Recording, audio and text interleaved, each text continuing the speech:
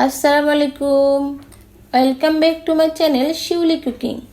আজকে আমি আপনাদের সাথে শেয়ার করব খেজুরের গুড় দিয়ে চালের গুঁড়ার হালুয়ার রেসিপি।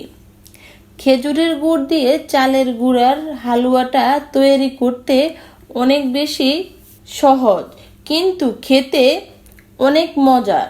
সকালবেলা পরোটার সাথে যদি এরকম হালুয়া হয় তাহলে খুবই ভালো হয়।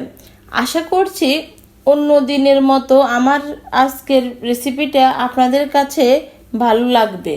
যদি একটু ভালো লেগে থাকে তাহলে আমার ইউটিউব চ্যানেলটাকে সাবস্ক্রাইব করবেন, আর যারা আমার ইউটিউব চ্যানেলটাকে সাবস্ক্রাইব করেছেন তাদেরকে অসংখ্য ধন্যবাদ। দেখে নেওয়া যাক কিভাবে আমি হালুয়াটা রান্না করছি। প্রথমে চুলায় একটা পাতিল বসিয়ে দিয়েছি, দিয়ে দিব 3 চামচ চাউলের গুঁড়া। চুলার আঁচ মিডিয়াম রেখে চাউলের গুঁড়া ভেজে নিতে হবে। চাউলের গুঁড়া ভেজে হালুয়া রান্না করলে সুন্দর একটা স্মেল আসে। ভালো করে নেড়ে দিতে হবে। আমি চাউলের গুঁড়াগুলো ভেজে নিয়েছি।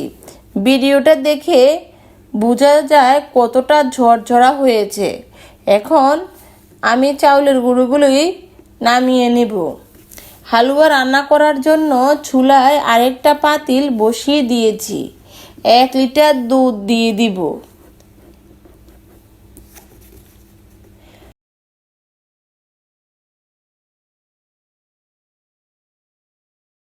এক পিস খেজুরের গুড়ের অর্ধেক দিয়ে দিব। লবণ দিয়ে দিচ্ছি। নারকেল দিয়ে দিব। নারকেলের পরিমাণ একটু বেশিই দিতে হবে। আর খেজুরের গুড় দিয়ে হালুয়া রান্না করলে খেতে দারুণ লাগে। একটু নেড়ে দিব।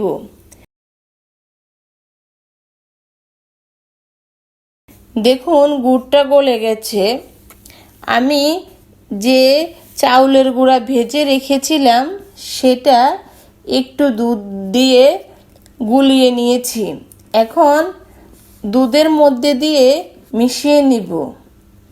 চালের গুঁড়া দেওয়ার পরে অনবরত নাড়তে হবে, তা না হলে নিচে লেগে যাবে। তাই বারবার নেড়ে ছেড়ে হালুয়াটা রান্না করে নিতে হবে। ফ্লেভার আসার জন্য দিয়ে দিচ্ছি তেজপাতা। হালুয়াটা অনেকটাই ঘন হয়ে আসছে, আবার একটু নেড়ে দিব। দেখুন রান্না করা হয়ে গেছে। এই পর্যায়ে আমি নামিয়ে নিব। তৈরি হয়ে গেল মজাদার খেজুরের গুড়ের হালুয়া। আমার এই ভিডিওটা ভালো লাগলে অবশ্যই আপনারা বাসায় এভাবে ট্রাই করবেন।